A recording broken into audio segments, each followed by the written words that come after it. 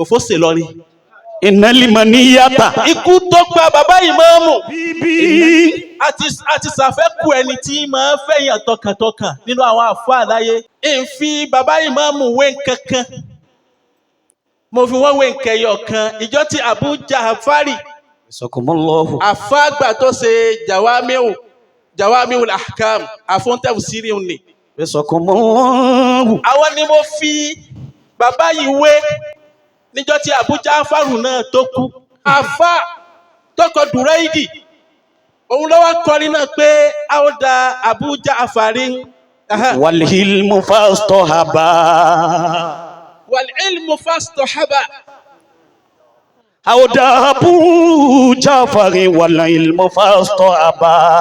ó ní Abu Ja'faru kú. wàlíhìlmù tó sọ pé bẹ́ẹ̀mi ti ń wí pé ṣé bàbá ìmáàmù lè kú ni wọ́n náà ń wò pé bàbá ìmáàmù kú. àfọ́ndúrédì wa ní àwòdà Abu Ja'fari wal-ilmu fastahaba. àwòdà Abu Ja'fari wal-ilmu fastahaba. wọ́n ní ẹni táwọn wí yìí kú àmọ́ tó bá ṣe pé ikú tí ẹnìkan bá ní kò ní dùn wá wal-ilmu fastahaba. ó kú ìmọ̀ náà kú bàbá ìmáàmù kú ìmọ̀ kú. Asimbi sọ ìbá ìdìdá kàmásíwúbá. Asimbi sọ ìbá ìdìdá kàmásíwúbá. Asimbi sọ ìbá. nǹkan tó tóbi ṣẹlẹ̀ o. Asimbi sọ ìbá. èèyàn rẹ̀ kú. Asimbi sọ ìbá. ẹni ńlá kú. Asimbi sọ ìbá. ìsìsáàkà mọ́síhúbà. Ìdìdá kàmásíwúbá. ẹni tá à ń wí òun náà ni bàbá ìmáàmù ní ìmọ̀ àwọn náà látún sọ̀rọ̀ ẹ̀mí mọ̀ ìsìsáàkà mọ́síhúbà àwọn méjèèjì àti sin wọ́n sínú lẹ́rẹ̀ báyìí. Ìnàlìmọ̀níyàtà. ẹ̀rí kú. Ìnàlìmọ̀níyàtà lámú tutilafu bihi rajula. La ilaha illallah. Innal maniyata lam tutlaf bihi rajulan. Innal maniyata ikú yìí o. lam tutlafu bihi rajula. kìí ṣe èèyàn kan ló pa kìí ṣe mọ́mú nìkan ló kù. Baliati. ẹ̀yin lọ́rin. òfó ṣe lọ́rin. Innal maniyata. ikú tó pa bàbá ìmáàmù. Innal maniyata ikú gẹ́gẹ́ bọ̀. lam tutlafu bihi rajula. ìmáàmù Fúlàní nìkan kọ́ náà kú mọ́ ṣe kú yìí o nǹkan tó kú tẹ̀lé wẹ̀ máa gbọ́. Baliati lafati alama lidini mansuba. Baliati lafati alama lidini mansuba. Atila fata alaman àsíá ńláńlá kan ló kú fún lọ́rin. ok tó ṣe pé kúrò ní lọ́rin lọ Ìbàdàn ò lè rírú ẹ̀. Baliati lafati alama. lọ bá dọ̀yọ́ kò sírú ẹ̀. Baliati lafati alama. I stand to be challenge mi. Baliati lafati alama. lọ́jọ́ ní Haúsá kò sírú ẹ̀. Baliati lafati alama. lóòótọ́ ni Dáìrùbá ó ti kúnjẹ òní àmọ́ Dáìrùbá ó ti ọ̀tọ̀ ni ìmáàmù àgbà Al-Fulani odidi ni tírù rẹ̀ ò sí. Baliati lafati alama. òkè kan ló kú ní lọ́rin báyìí. Lidini mansuba. Baliati lafati alama.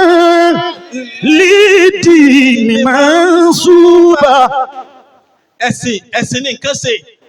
Kalawa ayamili guri leti ja alati. Kalawa ayamili guri aleti ja alati. padà sọ́dọ̀ Abdullahi ni mo kọ́ fà.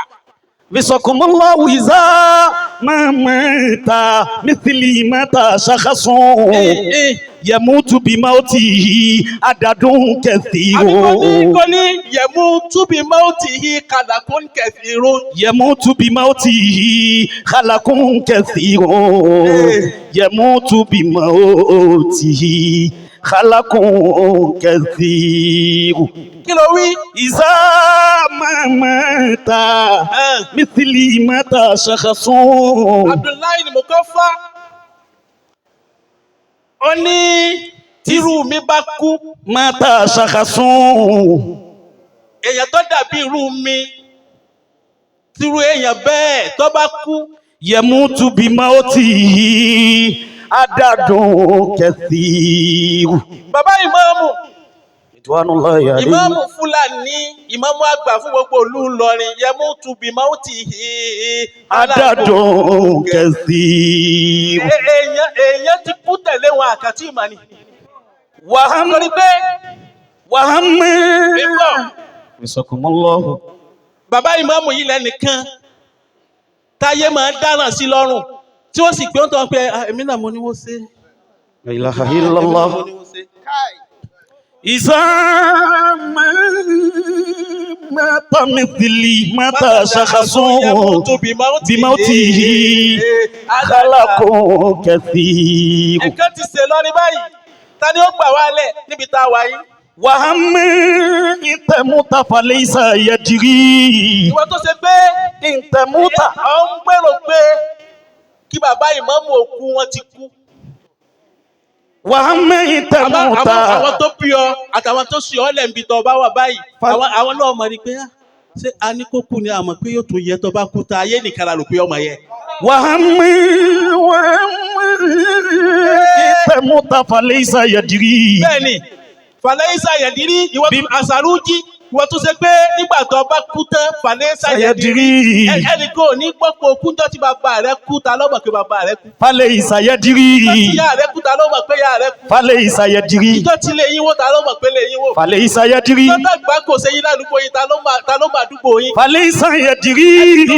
ẹnìkan mọ̀ bí gbogbo ayé kọ́lá pírẹsidẹ́ntì Nàìjíríà ti kí bàbá láti Saudi wọ́n ti kí bàbá. Falaysa yajri. láti Morocco wọ́n ti kí wa. Falaysa yajri. láti Sudan wọ́n ti kí wa. Falaysa láti yajri. Egypt wọ́n ti kí wa. Falaysa yajri. láti Malaysia wọ́n ti kí wa pé ìmáàmù Fúlàní ìmáàmù Ìlọrin ti kú. Waham. ìwọ tó ṣe pé farabalẹ̀. Bisakumullahu. ìjọ tí bàbá rẹ kú Falaysa yẹ̀dìrí ẹnìkan ọmọ. Bimautika la sogi wala likebi. ọmọdé tí ń bẹ ládùúgbò yín wọn ò mọ̀ pé kú. Wala likebi. bẹ́ẹ̀ làwọn àgbàlagbà tó ń bẹ ládùúgbò yín gan ọmọ pé nǹkan kan ṣẹlẹ̀. Bisakumullahu.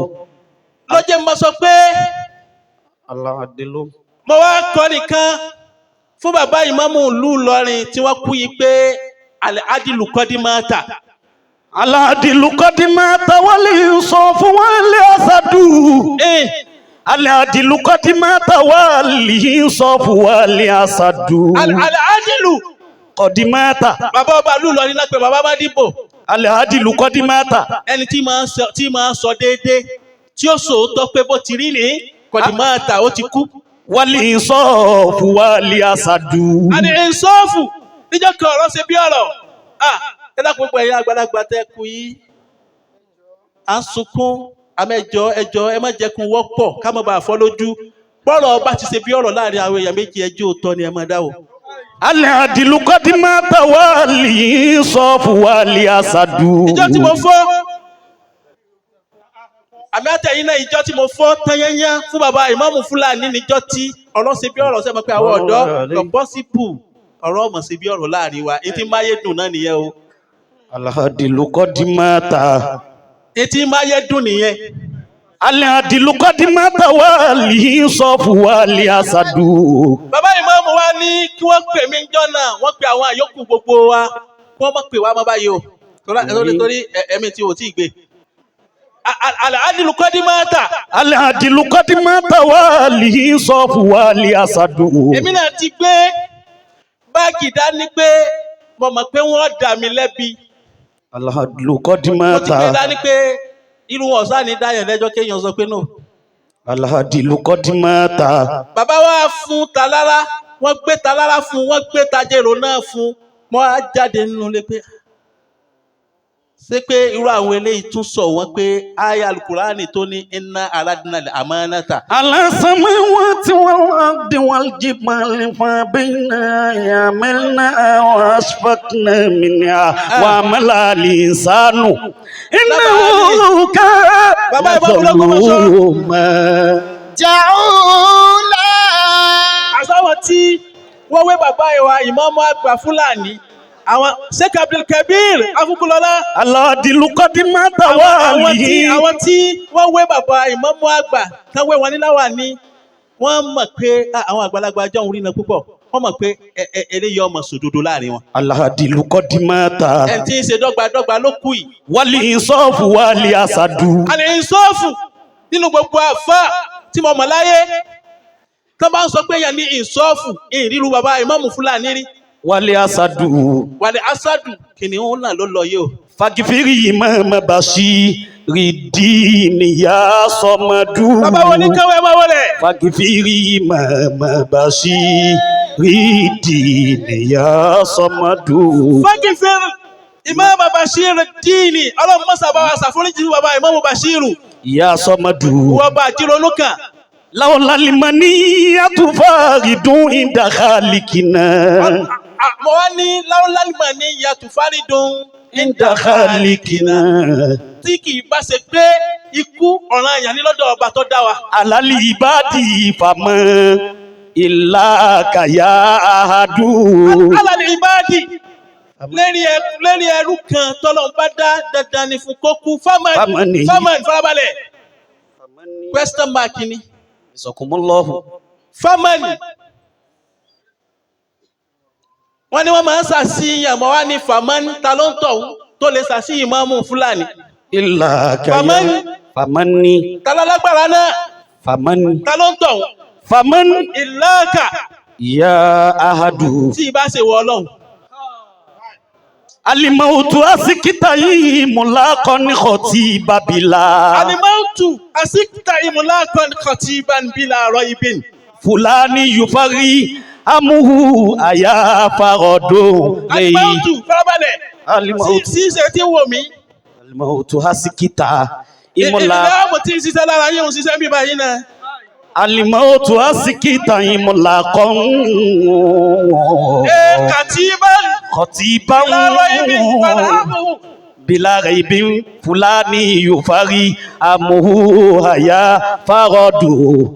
Raibin fulani yufari amuhu aya farodu. alimautu ikú Asikita imulakon ó ti dá onílàákàyè òní ó ti dá alákẹ́ katiban khotiban ẹni tí ó sọ̀rọ̀ táyé òní ẹ̀dá kẹ́mọ́ sọ̀rọ̀ bila raibin léyìí tí ò ní irọ́ nínú. fulani yu. Fúlàní yòun farahamuhu àyà fárídù. خطيبا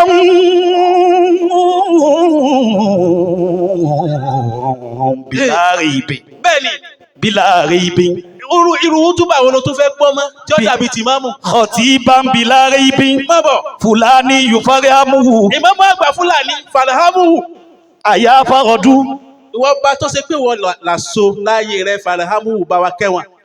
نجري إليه ويجري ناوانا لأجلو. bàbá lọ sọ́sibítà ikú náà sì lọ sọ́sibítà ọlọ́pàá ni bàbá ń bẹ̀. وكل سعي إلى سعي سيتصل وكل سعي إلى سعي سيتصل. bàbá mi ìdájọ́ fún bí wọ́n pọ̀ náà. wa kullu sa'in ila sa'in. إلى سعي سيتصل. kálukú ti pàdé ara wọn báyìí. الله. wọ́n jẹ́ júwe bàbá ìmáàmù fún ọ láàrin ìṣẹ́jú mélòó kan ẹ̀yin tẹ́ dúró yìí ẹ̀ ń jẹ́ kí kankan máa ṣe mí ẹ jókòó ìṣẹ́jú mélòó kan náà ẹ dákun bàbá Hamidi ṣé ká jẹ́ tó máa bí ẹ jókòó. جزاكم الله. ó rí i pé Ọlọ́run wá ń júwe bàbá ìmáàmù mo fẹ́ júwe wọn díẹ̀ bá mi àmọ́lọ́gbà bá mi ọlọ́pọ̀ ẹ̀ wá ń lé àná wa sọ fún mi pé máa lọ bí káwọn yòókù rẹ wà àná wa sọ fún mi pé eléyìí ni ó wí. جزاكم الله. Ọlọ́run wá dá sọ̀rọ̀ bàbá ìmáàmù.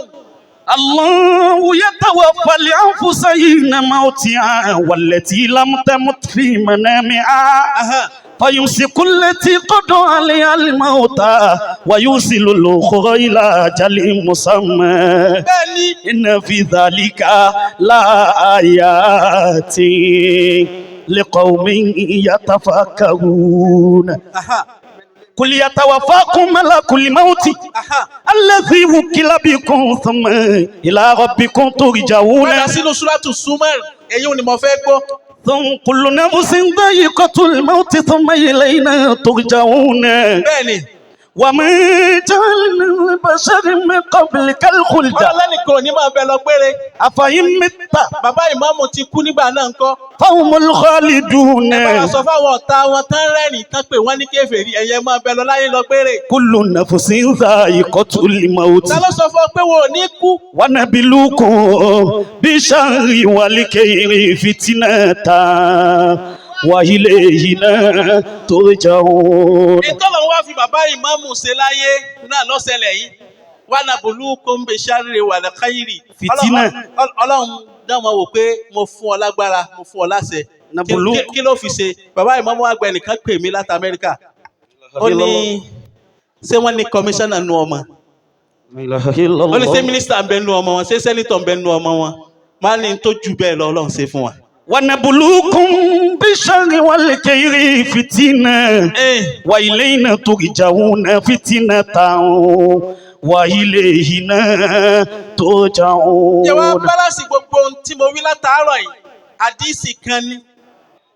عن أبي قتادة àbí Kọ̀tádà ló gbẹ̀gbà wá àdìsí náà. بن ربيع الأنصاري àmọ́bọ̀ أن رسول الله صلى الله عليه وسلم wọ́n níjọ́ kan ànábì kí ọlọ́run kọ́ mọ̀ bá ọ sọ báyìí pé مر عليه بجنازة wọ́n gbókù kọjá níwájú ànábì. فقال مستريح mo gbọ́ èyí ló fi mọ̀ pé ayé tó wá ó yẹ kó o ṣe làákàyè. fàkọ́ọ̀là مستريح ànábì wá béèrè lọ́wọ́ àwọn sàhábà pé ṣé mustarihu ni ومستراح منه àbí mustarahu minihu ni ṣé ìgbà tó kú tán sẹ́nu àwọn èèyàn dùn ni. فقالوا يا رسول الله àwọn sàhábà wọ́n wá dààmú pé ìrìn ànábì ìkẹ́ ọlọ́run kọ́ máa bá ọ. ما المستريح kí ni túmọ̀ mustarihu wa mustarahu minihu. ومستراح منه ànábì wá dá wọn lóhùn pé العبد المؤمن ó ní ẹrú المؤمن tó bá jẹ́ múmi ní bí bàbá ìmáàmù tí wọ́n kú yìí. يستريح من نصب الدنيا وعذاب ìwọ́n ń ṣe yẹ̀yẹ́ kí bàbá ìmáàmù kú bàbá ìmáàmù nu wọ́n ń dùn pé alhamdulillah. يستريح من نصب الدنيا bàbá wọ́n ti lọ́ọ́ sinmi níbi wàhálà gbogbo ayé wà àṣàhà رزقكم الله àti ìdààmú tí ń bẹ láyé. أما المستراح منه ṣebí bàbá tiẹ̀ àwọn fádà rẹ̀ tí wọ́n kú ìgbà tí wọ́n kú tán ọmọ ní tààrà àdúgbò nǹkan fún wọn ni. العبد الفاجر àwọn fádà rẹ̀ tán jẹ́ pò kí yẹn Yes. tí òfin pẹ̀lú bàbá ìmáàmù yìí ní kèfèrí níjọ́ táwọn tán bí wọ́n kú onítàyé nǹkan fún wọn ni pé àní ó jẹ kò jẹ àní ó jẹ kò jẹ àní ó mu kò mu àní ó mu kò mu ó sẹ́nu gbòǹgbòǹ sí kòtò. ó sẹnu gbòǹgbò sí kòtò. ìtumọ̀ rẹ̀ ni pé ṣèbá máa ń bí ọ sọ pé ò ní gbọ́. العبد الفاجر ẹnu tó jẹ́ pò kí يستريح منه العباد ayé wa sinmi lára rẹ̀ pé alihamudulilayi tó kù. والبلاد ìlú náà tó dunnú pọ̀ kù. والشجر والدواب والشجر والدواب. àwọn èèyàn ti ń lọ́wọ́ sí mi ní tìtorí àsìkò. tó bá lọ́nu Suratu Nisa'i àyà 32. lẹ́mi lóhùn. الذين آمنوا وعملوا الصالحات سندخلهم جنات تجري من تحتها الأنهار bẹ́ẹ̀ni من تحتها الأنهار خالدين فيها أبدا لهم فيها أزواج مطهرة وندخلهم ظلا ظليلا. nínú Suratu Nisa'i tó kéwù nínú Suratu Nisa'i bákan náà máa bọ̀ ní àyà 132. الذين آمنوا وعملوا الصالحات سندخلهم جنات تجري من تحتها الأنهار خالدين فيها أبدا وعد الله حقا mi ní tu ومن يصدق من الله قيلا. kó bẹ́ẹ̀ tó bá lọ́nu Suratul A'raf ó ra àyà kan níbẹ̀ èyí ń júwe bàbá ìmáàmù ni. الذين آمنوا وعملوا الصالحات أولئك أصحاب الجنة هم فيها خالدون. àyà yẹn kò wá sí dátú àfi kò kọjá sí Suratu Hudu. الذين الذين آمنوا وعملوا الصالحات فيوفيهم أجورهم فيوفيهم أجورهم والله لا يحب الظالمين. ọ̀dà farabalẹ̀ má tù ú mọ́ torí àyà kan wá tunu Suratul Kahfi.